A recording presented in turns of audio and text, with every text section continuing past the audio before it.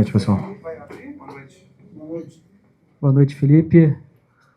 Adolfo aqui da Flamengo TV.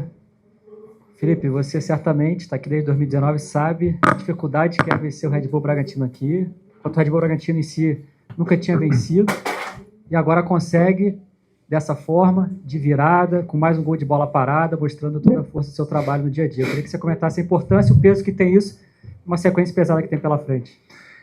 Primeiro, enaltecer o esforço dos jogadores que correram 90 minutos, sem parar, todos eles, né? E jogadores aí que vinham jogando menos, como no caso do Everton Araújo, que fez um jogo esplêndido, nunca entrou num jogo calmo, sempre entrou em fogueira e sempre gostaria de enaltecer o jogo que ele fez. A volta do Vinha é muito importante também pra gente, fez um excelente jogo. E falar do que você falou, né, que são muitos anos, não sei se são 29 anos sem vencer aqui. Eu particularmente joguei aqui alguns anos e não tinha tido esse gostinho da vitória. Então, foi uma vitória muito difícil, até mesmo porque é um time muito bem treinado, um time que pressiona muito bem, que se defende muito bem, que não te deixa espaços, um time que sofre pouco no campeonato, e vimos isso nas análises, um time que sofre muito pouco, muito pelo que eu falei antes do jogo, pelo Seabra, pelo grande trabalho do treinador que tem, além dos jogadores. Isso nos dá muita força para sair daqui com essa vitória, com esses 3 pontos e com uma atuação onde eu até agora não tinha visto nenhum time fazer aqui dentro do estádio deles. E ainda tem mais uma coisa, né? O Cruzeiro não conseguiu vencer. Então, essa vitória, eu vou te falar a verdade, depois que o Flamengo empata o jogo, eu já estava pensando assim, pelo menos um empate honroso, né? Tava com o Cadu. O Cadu falou, não, mas nós vamos ganhar o jogo. Eu falei, eu também acho que dá para ganhar. Aí sai o gol. Aí eu olho a tabela, fica 1 ponto do Cruzeiro. Dá uma recuperada e psicologicamente dá mais força na caminhada, né?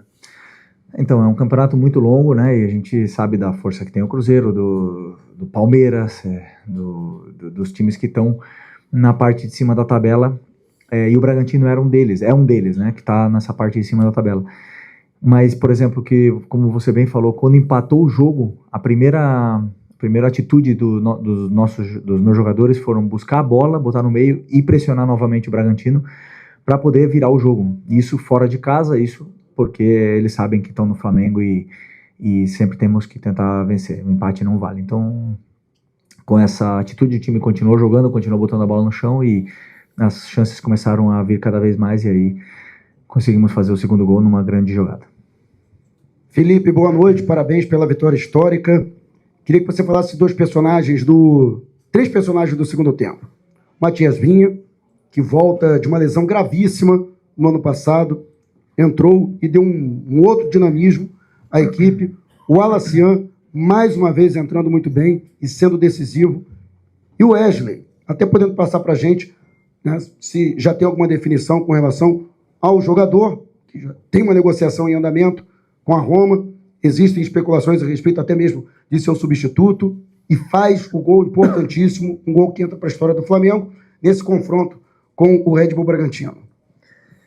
Bom, primeiro do Vinha, eu queria ter colocado ele de titular hoje, era meu pensamento de começar com ele, mas até conversei com o Arrascaeta no jogo e disse, né, que se eu começasse com ele, eu ia ter que tirar com 60 minutos, porque é um jogador que está, como eu falei na outra coletiva, 10 meses sem jogar 90 minutos. Então, preferi usá-lo no segundo tempo, onde o jogo já estaria mais aberto, onde eu poderíamos explorar mais essa força que ele tem, né, de ataque.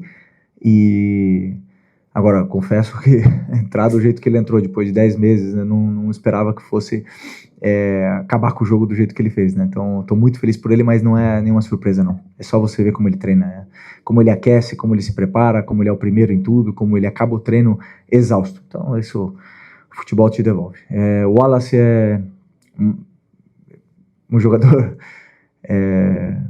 eu acho engraçado porque é um cara que entra em qualquer posição, compete o máximo e tá crescendo cada vez mais, tá se sentindo mais confortável com a bola, entra nesses momentos adversos e ajuda a equipe tanto a defender como a atacar muito bem, e uma coisa que ele tem, né, gols e assistências. Então eu quis deixar no campo jogadores assim que mais tem números ali para poder virar o jogo, e ele ajudou muito. Por último, o Wesley. O Wesley eu não sei, eu acredito que tenha... Eu até falei com o Boto agora, mas não falei sobre esse assunto, e não sei como está, só sei que é incrível um jogador da base, passar por tudo que ele passou aqui, por essa superação, essa volta por cima que ele deu de ser um cara vaiado, um cara que a torcida não respeitava, a valer 20, 30 milhões de euros e poder, como eu falei no começo do ano, escolher onde jogar. Então,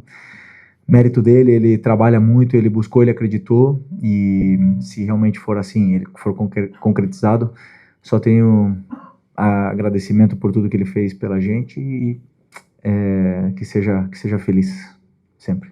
Aqui, Felipe, tudo bem? Boa noite, Boa Cidão noite. Marinho da Litoral News.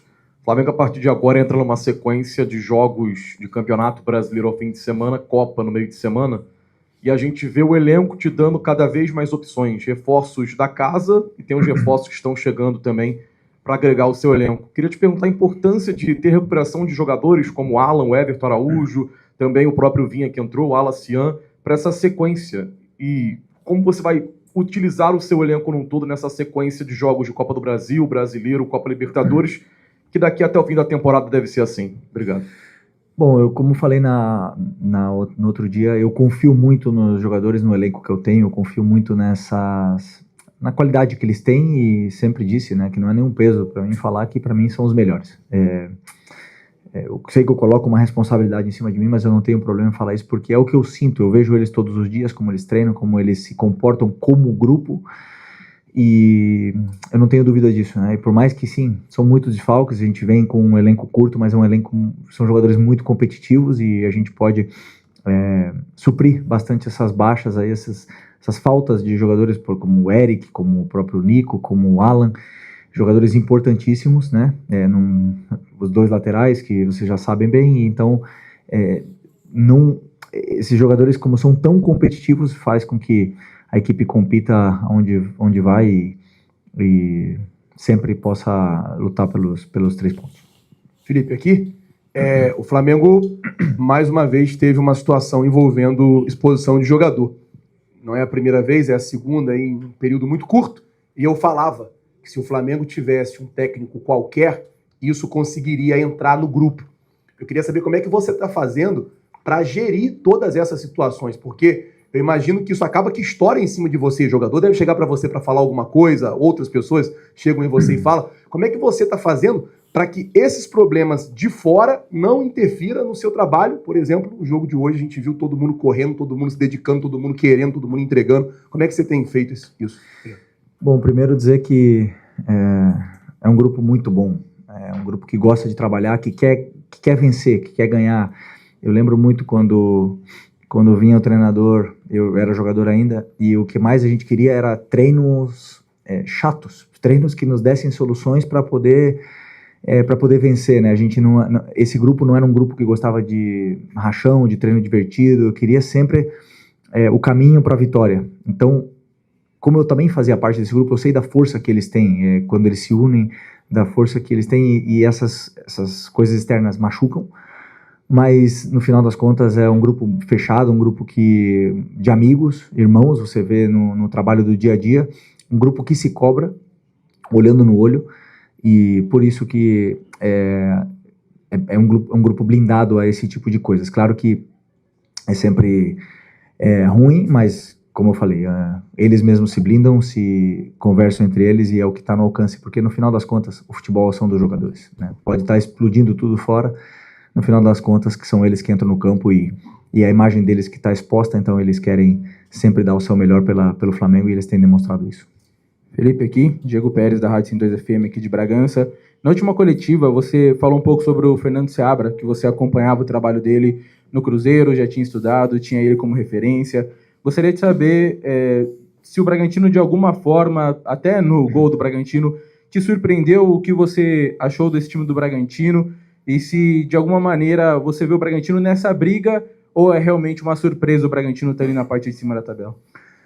não é nenhuma surpresa para mim. Eu conheço o Seabra de conhecer o trabalho dele, né? Quando ele começou no Cruzeiro. Eu sou bastante amigo do Paulo Autuori, que foi o cara talvez que tenha dado toda a confiança para ele no Cruzeiro e a partir daí me interessei muito pelo trabalho dele. Tem um analista que trabalhava com ele que é meu amigo e eu sempre fazia perguntas, me contava como ele trabalhava, porque eu via que o time dele era muito bem organizado e com as ideias claras, os conceitos, as soluções, e isso me chamava bastante atenção desse tipo de treinador. E a gente vê que é um time muito difícil. Aliás, é um dos times que melhor pressiona para mim do Campeonato Brasileiro. Depois, para jogar é muito difícil, porque também tem jogadores rápidos, fortes, com soluções, e na qual não me surpreende que o Bragantino esteja na parte de cima da tabela. Agora, brigar pelo título num campeonato tão longo, com tantas viagens, num calendário tão complicado, aí já são palavras maiores, mas não sei se foi 2 anos atrás, né, 2023, o Bragantino estava na briga até o final. Então, pela estrutura, pela organização, não tenho dúvida que é um time que sempre vai estar aí na parte de cima da tabela quando tiver assim. Obrigado, Felipe. Boa noite, pessoal. Deus.